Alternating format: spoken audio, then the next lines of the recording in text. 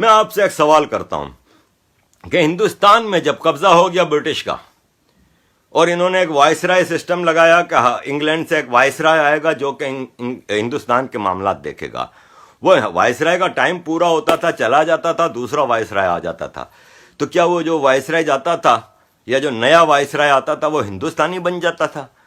تو اسی طرح جب بابر مر جاتا ہے تو پاویں آج جاوید اختر صاحب اور دوسرے مغل کے جو ٹھیکیدار بنے ہوئے ہیں وہ ہمیں یہ گیان دیتے ہیں کہ بابر انویڈر تھا نا، چلے ہمایوں بھی انویڈر تھا، اکبر تو ہندوستان میں پیدا ہوا تھا، ہندوستانی تھا، تو وہ جو برٹش وائسرائے تھے ان کے بچے جو ادھر پیدا ہوتے تھے وہ ہندوستانی ہو جاتے تھے۔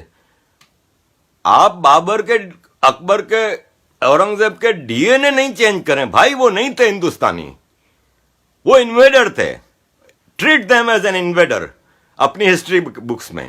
لیکن اگر آپ ان کی تعریفیں ہی لکھیں گے، آپ صرف دنیا کو اور اپنے ہندوستانی بچوں کو یہ بتائیں گے کہ دیکھو جی یہ شاہ جہاں نے ہمارے لیے یہ تاج محل تعمیر کیا ہے، تو آپ بہت زیادتی کر رہے ہیں اپنے بچوں کے ساتھ، کیونکہ وہ تاج محل شاہ جہاں نے نہیں بنایا تھا، ایک عیاش بادشاہ نے بنایا تھا۔ کس کے پیسے سے بنایا تھا؟ اسی غریب ہندوستانی کے پیسے سے بنایا تھا۔ کس نے بنایا تھا؟ یہی غریب ہندوستانی لاکھوں مزدور تھے جو 20 سال تک وہ اس کے عیاشی کی تعمیر کرتے رہے، اور پھر ہمیں سکھایا جاتا ہے کہ اس پہ فخر کرو۔ ارے کیا فخر کریں؟ 20 سال ہزاروں خاندان اس عمارت کو تعمیر کرنے میں کھپ گئے ہندوستان کے، اور تعریف کرو کہ شاہ جہاں نے بنایا ہے۔ یہ آپ کی ہسٹری بکس آپ کو سکھاتی ہیں۔ آپ کی ہسٹری بکس آپ کو یہ سکھاتی ہیں کہ ٹیپو سلطان نے وطن کے لیے قربانی دی ہے، ٹیپو سلطان نے اپنے سلطنت کے لیے قربانی دی ہے، جو کہ وہ وہاں پہ ہندوستانیوں کو غلام بنا کے حکومت کر رہا تھا۔ میں ٹیپو سلطان کو کیسے صحیح مان لوں جس نے ایک انڈیجینئس ہندوستانی فورس، مراٹھا فورس سے جنگ کرنے کے لیے افغان بادشاہ کو کہتا ہے کہ آ کے حملہ کرو، فرینچوں سے کہتا ہے کہ مجھے بندوقیں دو، میں مراٹھاؤں سے لڑنا ہے، مراٹھے گنڈوں سے لڑنا ہے۔ ابے وہ ہندوستانی ہے اصل تو، تم ہندوستانیوں سے لڑنے کے لیے ٹیپو سلطان قربانی دیتا ہے، تو ہماری کتابیں کہتی ہیں کہ اس نے ہندوستان کے لیے قربانی دی۔ ہماری کتاب رانا پرتاپ سنگھ کو کبھی گلوریفائی نہیں کرے گی، کسی کو نہیں کرے گی۔ اشوک سے لے کے آ جائیں آپ، چندر گپت موریہ سے آ جائیں آپ، ہلکا پھلکا ذکر آ جائے گا۔ گلوریفائی کون ہو رہے ہیں؟ اکبر، اورنگزیب۔ ارے جتنا ہندو مسلمان ہوا ہے اورنگزیب کے زمانے میں، فورس کنورژن شاید ہی ہسٹری میں کسی کے دور میں ہوا ہو، لیکن اورنگزیب کو گلوریفائی کیا جاتا ہے، بھگوان بنایا ہوا ہے کہ ان کے بارے میں آپ نے بلاسفیمی کر دی تو غلط ہے۔ اور یہ تھے کون؟ یہ تھے کون؟ ان کا ایک ایک امیر بادشاہ تھا اپنے اپنے علاقے کا۔ 1422، بلکہ میں پشپندر جی سے یہ ریکویسٹ کروں گا کہ مجھے کوئی ایسے ریفرنسز دیں، کیونکہ میں ایک پروجیکٹ کرنا چاہتا ہوں زندگی میں اگر موقع ملا، ابھی تو آئی ایم ناٹ ایبل، لیکن جب مجھے 1-2 سال میں موقع ملا تو میں وہ ریسرچ کرنا چاہ رہا ہوں کہ وہ کیا عوامل تھے کہ ہمارے میمنوں کو 1422 یا 1322 میں الگ الگ چیزیں آ رہی ہیں۔ پوری میمن کمیونٹی ہندو سے مسلمان ہوتی ہے۔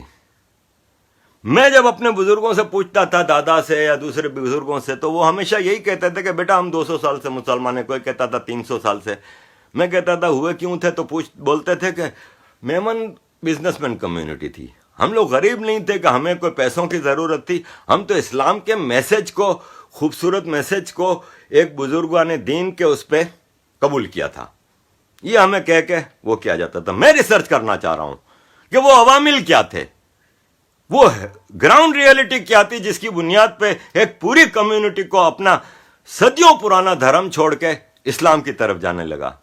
اس کا مطلب یہ کہیں نہیں ہے کہ میں اپنا اسلام چھوڑ رہا ہوں یا نہیں، میں مسلمان ہوں اور میں مسلمانی ہوں، لیکن میں سب سے اوپر ہندوستانی ہوں اور ایک انسان ہوں۔ میں انسانیت پہ بلیو کرتا ہوں۔ میں اس علاقے کے جو انڈیوائیڈڈ انڈیا تھا اس پورے علاقے کو اپنا دیش مانتا ہوں، اپنا وطن مانتا ہوں۔ باقی تو میں کراچی میں پیدا ہوا ہوں، میرے لیے کراچی ہی سب کچھ ہے۔ جو محبت کراچی کے لیے میرے دل میں ہے وہ دنیا میں کسی جگہ کے لیے نہیں ہو سکتی۔ اس لیے کہ وہ میرا شہر ہے, وہاں میں پیدا ہوا ہوں, پلا بڑا ہوں, پڑھا لکھا ہوں. میرے آج بھی 99% رشتہ دار کراچی میں رہتے ہیں. میرے اپنے سگے بھائی بہن سب کراچی میں رہتے ہیں. تو کراچی از مائی وطن. لیکن اگر میں جذبے کی بات کروں تو پھر میرا وطن وہی پورا برٹش انڈیا ہے. پھر میں جب دیکھتا ہوں کہ اس خوبصورت جنت کو ہماری کس طرح انٹرنیشنل سازشوں نے تباہ کیا اور کس طرح ہمارے لوگ اس میں شامل ہوئے, ہندوستان کے لوگ, تو پھر مجھے درد ہوتا ہے.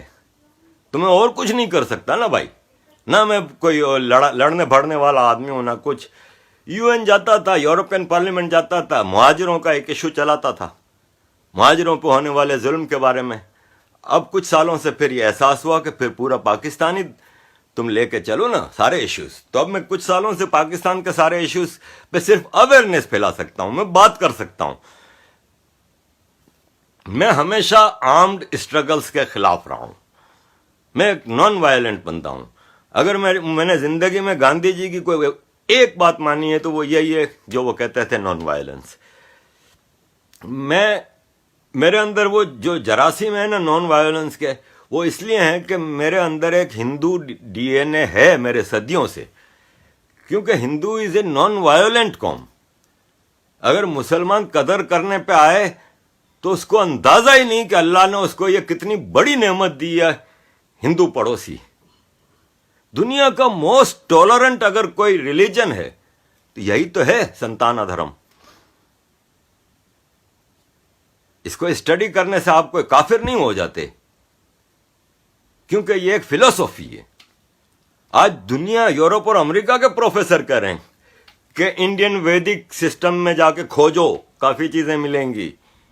جو ترقیاں آج ہیں وہ ہمارے ویدوں میں صدیوں پہلے دے دی گئی ہیں. قدر ہم لوگ نہیں کرتے نا. ہم لوگ جو امپریسڈ ہو جاتے ہیں آکسفورڈ اور کیمبرج اور یہ وہ, ہماری یونیورسٹی جس نے تباہ کی اس کی پوجا کر رہے ہیں آپ کے ہندوستانی جاوید اختر صاحب اور سوارا بھاسکر اور پتہ نہیں کون کون.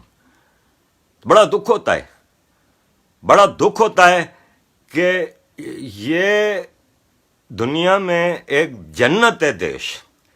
آپ ان ہسٹورینز کی کتابیں نکال کے دیکھ لیں جس نے 1000 سال پہلے, 1500 سال پہلے, 500 سال پہلے, جیسے آپ ابن بطوطہ کو لے لیں, واسکو ڈی گاما کو لے لیں, جو ہندوستانوں کے سفر کی کتابیں ان کی آپ پڑھیں. یار کن الفاظ میں اس دیش کا ذکر کرتے ہیں, اس دیش کی خوبصورتی کا, اس دیش کی وزڈم کا. آپ کے ویدوں کا ذکر ان سب میں موجود ہے کہ ہندوستانی. آپ مجھے یہ بتائیں کہ مجھے لوگ تصویریں بھیجتے ہیں, میں نے ایک مندر دیکھا جو ایک پہاڑ کے اندر بنایا گیا ہے, ہزاروں سال پہلے, 500 سال پہلے بنے تاج محل کی جو تعریف کرتے ہیں, میں حیران ہوتا ہوں کہ اس میں کس طرح انہوں نے پہاڑوں کو کھودا ہوگا ہزاروں سال پہلے, اور ہزاروں ٹن پتھر نکلا ہوگا, اور اس کے اندر پھر مورتیاں اور ساری چیزیں. یہ تھا یہ دیش. نظر لگی جب اندر ڈیوائڈ پیدا ہو گیا ہے, جب ہندو راجیہ چھوٹے چھوٹے ایک دوسرے سے لڑنے لگے.